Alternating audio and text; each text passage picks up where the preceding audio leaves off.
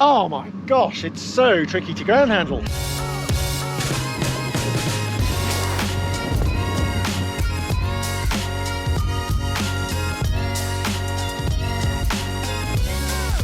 We're here to talk to you about the Phi Beat and the Phi Beat 2 Light, which we've been flying lots of. We've flown them in different sites, different days, different wind conditions. We've been having a lovely time. Lovely time. We've been through all kinds of adventures and difficulties. We've had ups and downs. We were wondering how Phi were going to improve on the Beat. We were really wondering, because you've seen our review of the Beat and read loads of pilots' opinions and other reviews about it. It's a phenomenal glider, and we were wondering how they're going to improve on it. Quite surprised to find out that essentially the wing is pretty similar. The tech specs at a simple level look pretty much the same. They haven't changed much, but they've done a whole load of work on the internal construction and the actual construction of the glider and improving the materials. Changing the materials and all things like that. And Phi said they tried on all these things, and I think basically you could say they tried just refining the Beat, and I think that was pretty smart, because the Beat was so great. It's been fine-tuned, tightened up, tweaked. And the internal construction, apparently there's quite a lot of changes there. So yeah, we were intrigued to see how it was.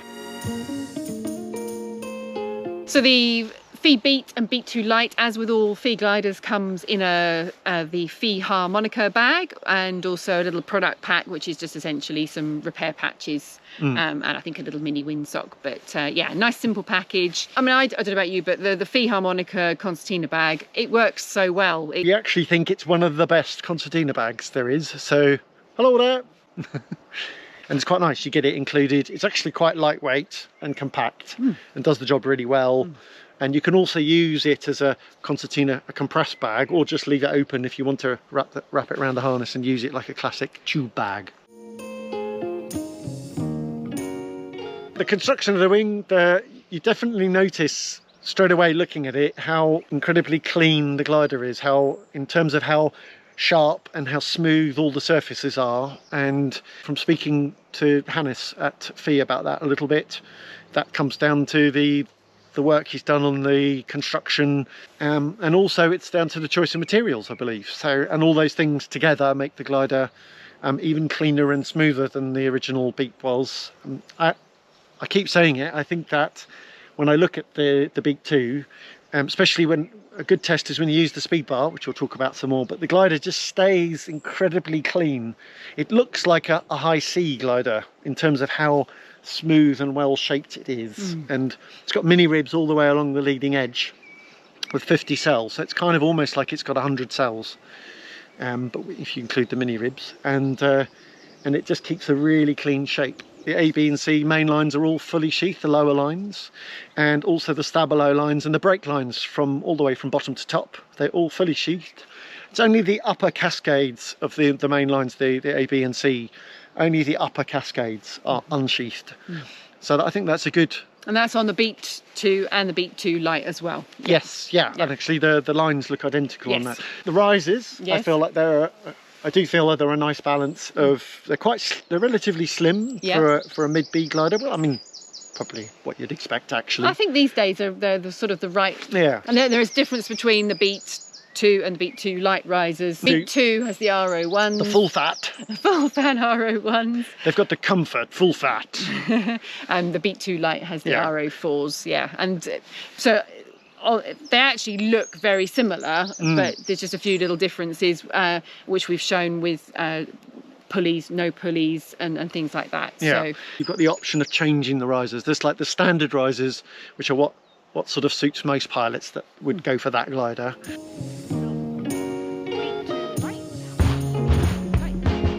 Oh my gosh, it's so tricky to ground handle. Not. Yeah, easy. I mean, there's word that kind of springs to mind with it really. On the ground, it's just building the wall, pops out very nicely, and with ease of use, just a little lifting of the risers, she pops out. The tips don't roll up, they stay quite nicely, even with, so I mean, light winds obviously don't tend to get that, but so light winds you tend to get the trailing edge kind of maybe sort of lifting up annoyingly. But with our testing, we've had the wind all over the place yes, at times, we have, haven't we? yeah. So on different conditions. So it's with strong wind, you get that annoying thing on some gliders where the tips just kind of keep flying up, and you're like, oh, come on, come in. Mm-hmm. But no, build a wall, nice and easy, tips stay down, and going from that transition from your nice clean wall up. I don't know about you, I just found that it just pops up nice and progressively, easily. There's no pulling, there's no, it doesn't do that fast, too fast kind of. Doesn't do that. And you're all over the place. So no, it comes up, it cuts through the air nicely, doesn't have a hang back point, doesn't surge forward. So it's just got that. I mean, it's actually super nice handling. Yeah. I think even for a mid-B in its class, it's easy for the class. It kind of feels, I mean, I think it is a bit higher than a low B in terms of pilot demands, but it's pretty easy. And then for the launch, exactly like you say, in all conditions, I even tried yanking on the glider or pulling it up a bit badly and things like that. And we've had some conditions where it's been going from light to strong and something in between and surging and things like that. And actually, Carla was demonstrating very nicely about how the glider was able to cope with the different things going on, and you still weren't being pulled and yanked around with it. So obviously it's not going to forgive everything. General note that actually Phi gliders, if we just do a general broad brush, they have lovely handling. I think if you're a pilot that likes to have good feedback and nice handling and things like that, the Phi gliders in general do give that. They've got more responsive and agile handling. They communicate with you a bit more, which, yes. So they're not planky kind of gliders. They tend to be a little bit more, the gliders that give a bit more feedback, feedback. And at the same time, the pilot demands tend to be relatively low for the class. So that's the thing, they're managing to get relatively good handling for the class. Yes. I really noticed that for the Beat, it's great for ground handling, for kiting around, because the glider doesn't have a tendency to either whip up or keep dropping back. So it's easy to put the glider off to one side and let it, and just by adjusting your body position, it's very easy to kite and pull around. It's really great for that. It's particularly great if you live anywhere with grassy slopes where you can kite the glider around up. So it's probably not relevant if you're just on some rocky place that you don't do that. But for kiting, it's great. I mean, on any launch, that is a nice advantage. You pull the glider up and it comes up a bit skew and the gust comes through. You can kite the glider off to the side nicely, and it's definitely very friendly and playful like that, I find. Yeah, playful. Nice, it's a nice word, isn't it? So it just invites you to kind of play with it, and so that's nice.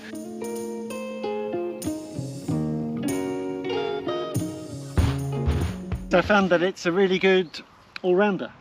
It's very easy to launch for the class, and the reason for that is that it's easy to launch. So the reason is that it floats really easily, I found.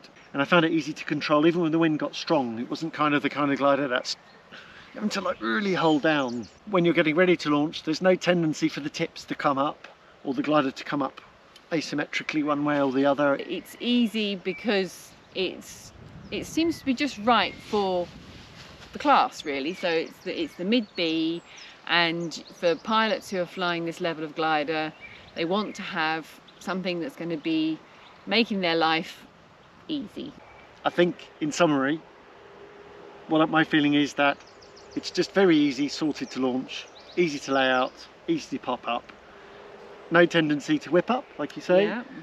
Also no tendency to drop back, and doesn't have any negative tendencies like the tips coming up, things like that. And so, just all round sorted and balanced. Yeah.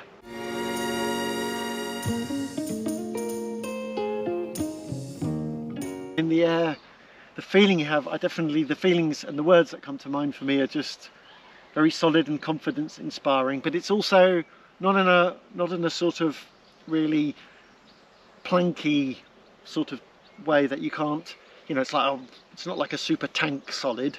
It just feels really solid and confidence inspiring, that you feel like you know what's going on up there. That's what it is. It's kind of, you can feel what's happening. It's a real challenge to get the balance right. They can choose to make the glider feel really dampened, and so you can't feel much of what's, and you feel really reassured, but you can't tell what's going on. It's like, what's going on up there? Or you can tighten everything up and it feels kind of a bit too edgy and sporty. And so they've got to get it right for the class. And I definitely feel like, very much like the Beat, the original Beat, the Beat 2 has it really right for the class. What I was finding when I was flying the Beat 2 Light is flying along my lifty lines that I normally take. It was really helping me to sniff out those lovely lines and make the most of them. So so like you were saying, the glider feels solid, but it's not that dampened, over reassured. It's kind of a feeling where you feel like I can carry on and think about my flying and not worry about the glider. And feel. So it's giving you that feeling and communicating what's going on with the air, which we both like. So that this is something that is relevant, is that we both like the feeling of the air and what's going on. Not too much, but just that kind of, and the glider was communicating that. So if you feel that and use that scenario of flying out along a lifty line, and the glider is drawing you into it and lifting you along and communicating what's going on, so that you can make the most of it. That's the key. And the key thing there is, some gliders which might be very dampened and solid, and I think some of the low B gliders feel like that, where they the Skywalk Tequila 6 comes to mind, where it's very solid and dampened and reassuring, but it's kind of a bit, I'm not sure what's going on up there. Yeah, it takes out and so which is, if you want to really have the turbulence taken out, that's fine. But I think somebody looking for this level of glider is wanting more than that. They're wanting something, but then again, they don't want it as sporty as a high B. Yeah. And that's where it fits in nicely. And yeah, I felt, actually I really noticed the same as you did, is that flying with a whole load of other pilots, and we've had good opportunity to fly in our area. We've got some very, very good pilots flying, some of them also flying much higher level gliders that we're testing. So they're flying C's and D's and even comp gliders. And it was really noticeable that we were able to, despite them having an edge in performance, we were able to sniff out the edge, the lifty lines really well. Yes. If you're a pilot that wants less information, then great, we'll recommend a different glider. But yeah, the Beat is giving you that little bit more of an edge. It's giving you that communication. It's helping you sniff out things, and it's giving you that little bit more on the sportier side of the handling. So you're getting that more communication and feeling. I agree with you. It's got that feeling of sportiness, but the good side of that, in a kind of, so that it's like when you're wanting to feel what's going on, it's giving you that feeling of following the lift. Well, if you take, for example, in Phi's range, the Maestro 2, now that is a hot little sports car that's got very direct handling and gives you a lot of feedback, and it's just on it, I mean, that glider just feels amazing. And that sportiness, that sort of more sporty car kind of rolly feeling and everything like that is it's there. And so, but you wouldn't want that with a mid B, and then you wouldn't want that with the Beat 2 and the Beat 2 Light. So it's pitched it so that the glider has got some of those nice characters. Has some of those nice characteristics, but not on the overly sporty. So I think that's a bit more of an example of if you're comparing with the high B and like you had compared with the lower Bs.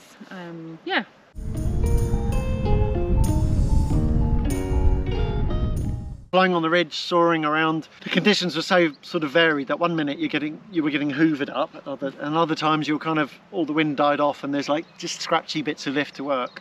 But that's a really good test of the glider. And so you had to fly along through the sinky bits along the ridge where you weren't really getting much lift, and then find the bits of lift, and then you have to be able to turn really nicely and efficiently on those. And I found the Beat was really nice for that. Yeah. I think it has got, compared to the Beat 1, I feel like it's got a slightly more rolly tendency. Less so than the TENOR 1 and 2. I think the TENOR 1 even more so, and the TENOR 2 a little bit more rolly. But yeah, so it's got a thing where it doesn't turn, like the Beat 1 turned quite flat it's got quite a flat turn to it. Mm-hmm. And I feel with the Beat 2, the handling's been tightened up a bit and it's a bit sharper. And the glider, you can really hook it round. When you're working those bits of ridge lift. Yes. And you know what, you get those really narrow sort of bits of lift on the ridge where you have to really turn in it. And if you don't, you go down. Actually, one of the key things to mention and to put into the equation, don't forget, is about the harness you're flying. We fly them with different harnesses to sort of also just to see how they are with the different harnesses. It also helps you a bit with sort of averaging out and getting an idea of what the glider is doing and what the harness is doing, and especially as we've flown the harnesses quite a lot to get to know them well. Yeah. Thinking about those turns, what I really like about the Beat 2 is you can go and make it turn flatter, which to do that I think you do need to just slow the glider down a little touch, and then if you want to turn it flat, so you start the turn and then slow and then turn with just a little bit of brake on to like that, and you can make the glider turn quite flat. So if the lift is weak and you need to turn it reasonably tight but flat, then I found that worked really well. The key point I felt is I could very quickly turn. Yes. If I hit like a really strong surgy bit and I wanted to turn almost immediately, then I could do that. Yeah, it's definitely helping you sniff out those better bits, which relates a bit to like we were saying with our lifty lines. But yes, then relating it to the thermaling turn, yes, you're getting into that nice position, and actually, the glider wants to stay within it and move with the air. Yeah, and it's just about the being able to turn nice and quickly. So for example, if I think of other gliders that come to mind, but there's the Skywalk Arak and the Arak Air, that for those, they've got a very solid, comfortable feeling, but in a bit more of a dampened kind of way. And the brakes and the handling is definitely not as agile. It's kind of very, very reassuring and a little bit on the steady side. And that, there's more of a delay. For that reason, for those, you really want to fly them top loaded to kind of make them turn better, and that works better. But with the Beat 2, just like the Beat 1, you don't need to do that. You can fly the glider in the middle of the weight range. I even tested the 23 like below the middle of the weight range, and I still found, because of that nice agile the handling that sort of wants to cut in and go round rather than gets kind of knocked back and then it's like wait for it to come forward, which I found more with the Arak, and then you can turn. Do you see what I mean? Yes. That's the thing. So that's the kind of feeling I was trying to get across with the Beat. So, and I think the Beat 2, and I think the Beat 1 was like a bit like that, but I think the Beat 2's is a bit quicker. It's a little bit tightened up and sharper. So one, it's got slightly more pitch stable, less getting knocked back, and more tendency to want to go forwards. And then, because it's the sail, you can really see the canopy is really solid and well tensioned across it. I think it looks, to me, it looks like a high level C-class glider in terms of how sharp the leading edge of the glider is. Actually, it looks sharper than some of the high C two-liners. It looks really sharp across very it. Clean, and I guess that translates across into that sort of sharp handling. I think you're right. Yes, indeed. So thermaling with the Beat 2 Light, it's certainly we've talked about the sort of how the handling, I feel it's got its sweet spot, it's got its directness, and when you lock in on the right spot in a weak thermal or a stronger thermal, it works very well. The glider likes to go up. It definitely feels like it's got a good climb rate. So very positive from that feeling. So in the slightly weaker thermals where you're having to work and sniff around a little bit more and just try and find the best bits, it helps you do that because it is a glider that it does communicate what's going on with the air. So that definitely helps with that. And then going more towards the stronger conditions, one feeling that I had was it was one of those climbs that was just going up super nicely, and it was one of those you could just hold on to it and just gently go with it and stay within the thermal. So I wasn't having to corkscrew it and work really hard and keep it really, really tight or anything. It was just one of those ones where you could get the glider into its sweet spot and keep thermaling it nicely round. Still do notice that the Beat is doing really well compared to other gliders. Noticing even with higher performance gliders, the high Bs and Cs, it's performing and climbing really, really well. And quite a lot of gliders of this class do climb well. It's if you're in very good buoyant air, but it's when you've got lift and sink and wind around, that's when they tend to lose out. And I've noticed that the Beat 2 seems to do really well. I did have a few climbs which were like little bullets, and I had a few other gliders around me. I was able with the Beat 2 to turn almost immediately. It was a really punchy little thing, and it's trying to spit you out. You do need to get into it, and then I could turn and get up. And I had gliders right next to me that are like high sea gliders, but don't turn so well, and I just left them for dead basically, because I could just wind up and turn round. Yeah. And I could see them kind of going, huh? Yeah. The handling and the sharpness and the bite. Sharpness is a good word as well. It's the bite of the film. I think it's a bit more like a high B glider. It's got the sharpness and bite that you want, but it's got, I mean, actually how calm and reassuring it feels like an easy mid B. It feels almost, I mean, it's not a low B, it is a bit above that. I wouldn't recommend it as a first glider, even for a sort of talented beginner. I mean, a super talented beginner could do, but they might as well start off on a low B anyway. But yeah, so it's got that level of, I mean, the actual sortedness and behaviour and feeling of it. And I think that feeling comes from true, you know, sortedness, not just it's a plank and oh, I feel good, and then the glider disappears. So it's got that bite and sharpness that cuts into climbs. That's what I was finding. Yeah, no, I do agree with that. Yes. Yeah.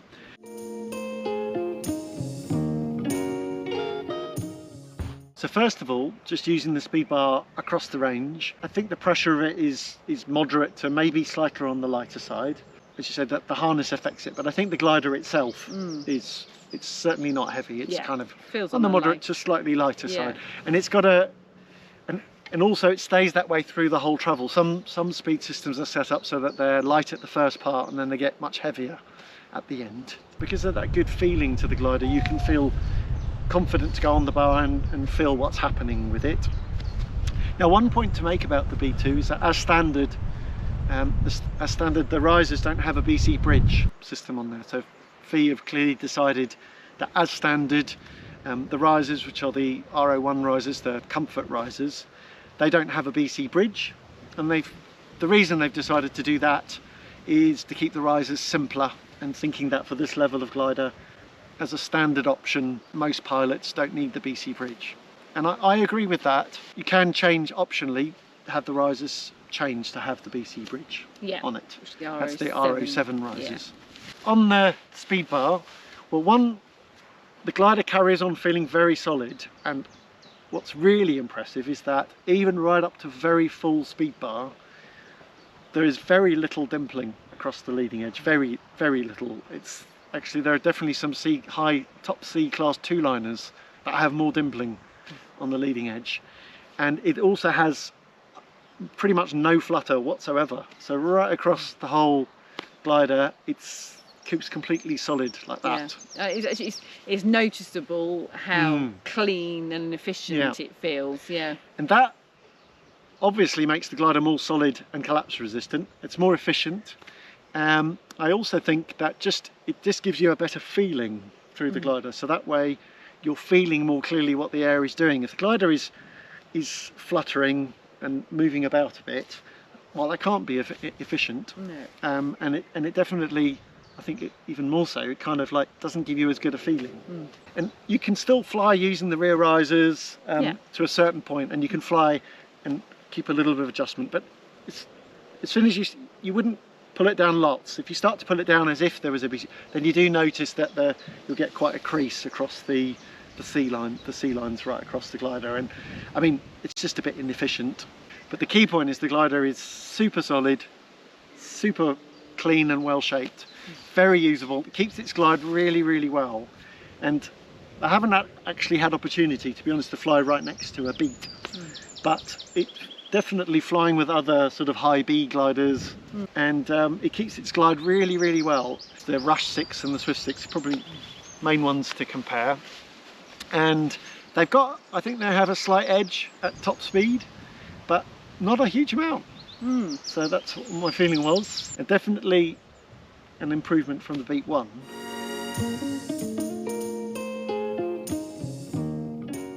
Big ears come in very nicely, and they're not flappy. They sit very nicely.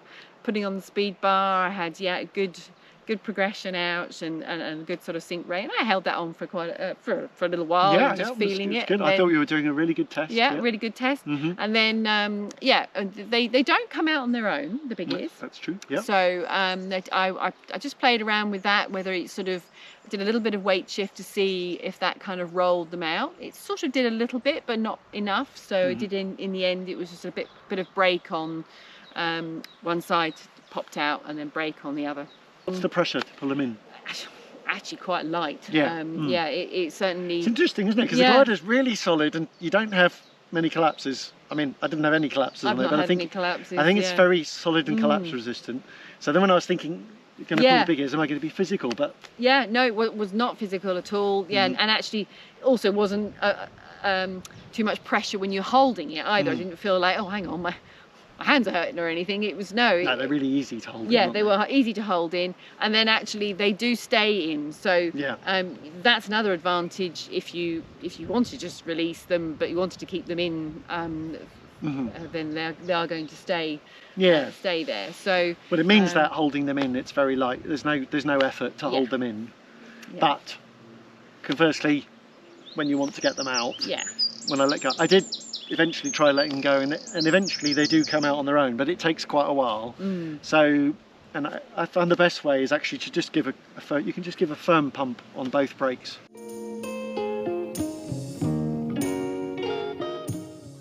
The pressure is quite easy. It's not a heavy brake or anything. So, and I think the glider communicates what's happening as well, so you don't feel like it's So. I put it on the non-eventful side of things. I think that's what it is. Isn't it? That's why you're struggling, because it's one of those things where you don't have to think about it. You didn't really notice a negative thing either way. So one is the stall point is very obvious. So for the class, it's for the mid B class, it's very obvious. The stall point. It's not a glider that anybody flying this level of glider should be stalling or spinning accidentally.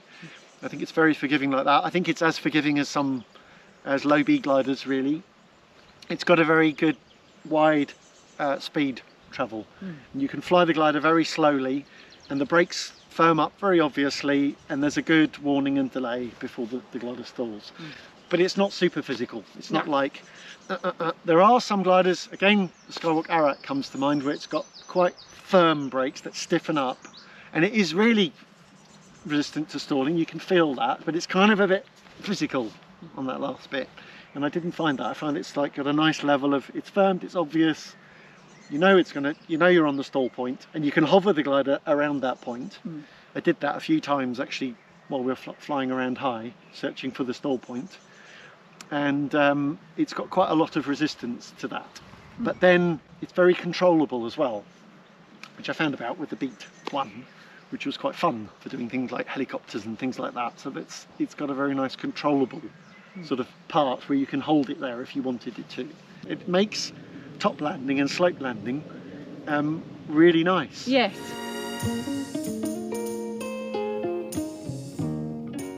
I had opportunity to do several collapses, asymmetric and full frontal collapses. We talked about, tested the stall and the spin point. It's actually ridiculously forgiving.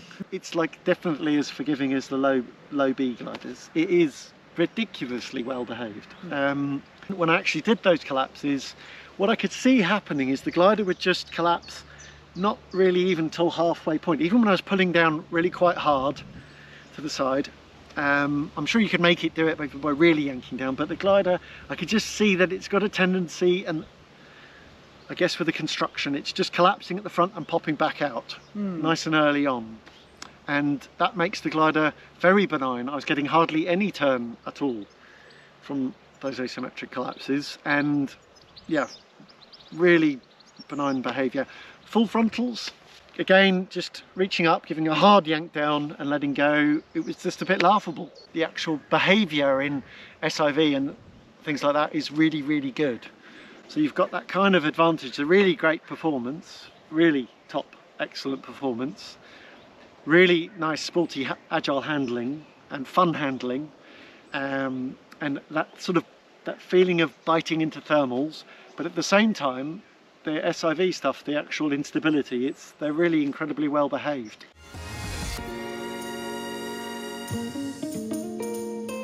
I played around with wingovers and had a lot of fun with it. It's got that, because it's got the energy, it makes the wingovers quite fun to play around and quite easy actually. I was finding that I was getting a really good flow with it. So already lots, yeah. Because the glider's is really solid and it's got that agility and it builds up energy nicely. It doesn't have as much energy as, say, when you're going into some of the most sporty high Bs or going into the C class, where they sort of really build up more energy. It doesn't build up quite as much as that, but it can really do very, very nice wingovers. It's got a really fun, playful side to it. I mean, you can do really large wingovers with it. Speaking about spiral dives, so the Beat, it's one of those ones, not really a lot to report. The spiral dive goes in very nicely, it's very controllable, and you can adjust the speed. The G-force is as you'd expect. It's relatively high, but normal, completely normal for the class, not high for the class. But paragliders, when you do spirals, they pull a bit of G.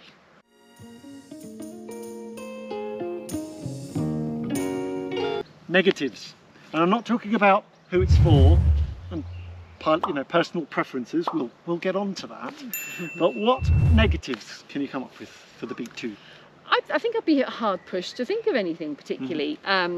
I quite like the design of the glider, the way it looks. I know that's always controversial, so colours and whatever, but yeah, it's got a nice range of colours. Actually, well, you mentioned that, because when I initially first saw the pictures of the Beat 2, I was a little bit like, a bit surprised by the design and wasn't quite sure about it. In fact, I didn't really like it when I first saw it, but seeing it in real life and seeing more pictures of it, it's growing on me. Yeah, I am actually getting to like it, and it's got a really unique look to it. Yeah, so I can't really think of anything. Well, I was thinking one potential negative that people might come up with is the fact that it doesn't have a BC bridge system. Yeah. So some pilots might see that as a negative, but then again, you have the option to change the risers to the RO7. To the RO7, so that to risers of the BC bridge. Yeah. So that cancels that one out. That cancels that one out. It's a great package. You've got the concertina bag, the harmonica, and what else do you need?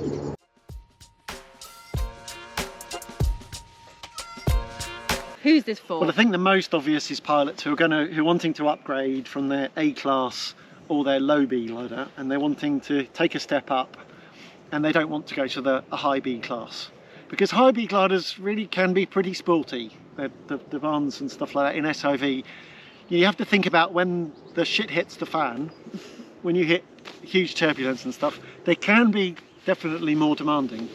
So I think that's to me is the most obvious. Yeah. What do you think? The way I would say it is, I mean, a pilot that, like you say, is perhaps already flying an A or is on a low B, but wants to take a bit of a step up, and wants a glider that gives them a bit more feeling. So they might be flying a glider at the moment where they feel it's a little bit more dampened, it's got perhaps that mushy sort of feel about it. So if you want a glider that's got a little bit more sportiness and good feeling, good handling, but keeping it comfortable in the mid B, then I think it's a really good option for that. Next really obvious pilots that I think it's going to suit, it's pilots who are flying a high B and they're kind of like not flying as much, or aren't happy, or not feeling comfortable, and they want to step down. They're basically looking for something more safe and stable and comfortable, but they don't want to lose out too much. They don't want to go down to a low B, and they don't want to lose out on performance.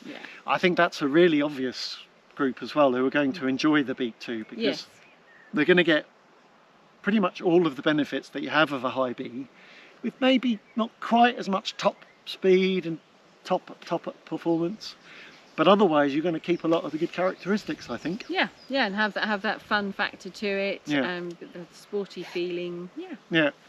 The pilots who are on the top performing two-liner sea gliders, you could see they have an edge when they're gliding out and forwards. Not really on climb, but when they're gliding out, then they had an edge. But compared to the other high V gliders, it's like not really noticing big difference. Agreed. Yeah. So yeah, that's it. So it's kind of, yeah, pilots moving up. Yes. I think for most pilots, we wouldn't recommend it as a first wing, even though actually it's very well behaved and incredibly well sorted. I think you're better off going for a well-performing A glider or a nice low B glider. So you could say, if you're looking in the Phi range, you'd be looking at either the Sonata or the Symphonia, which is the high A, or you could be looking at the TENOR 2 if you wanted to go into the low B. Yes.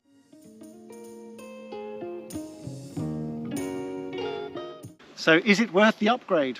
Well, I think it is. Yeah, I think you can, both from a performance point of view, you're going to notice an edge. It's obviously not a massive jump in performance, but it is actually noticeable. It's not like you're going to fly it and think, I'm not really noticing anything. I mean, it is. It's definitely a refined. The Beat 2 is definitely a refined beat. The most obvious thing you're going to notice is that it just feels like it's the beat tightened up. It's had the bolts tightened up. Everything's fine-tuned.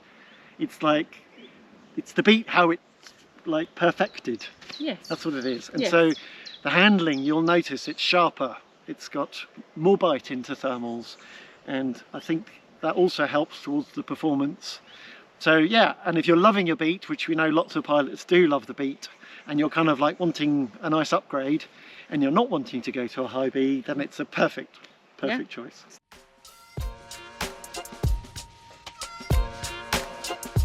Basically, the Beat 2 and the Beat 2 Light, they're pretty much, as far as I know it, they're the same, pretty much the same glider. The difference is in the materials. We noticed the lines. And the risers. Yeah. Yeah, and the risers. Yeah. So the actual materials of the glider. And the risers. In terms of behaviour, I think they're pretty much identical in how they fly, other than the usual differences that you get between the standard and the lightweight version. I think we're done. Are we done? Oh. Have we finished? Pull yourself together. Pull yourself together. What do I fall? We're trying to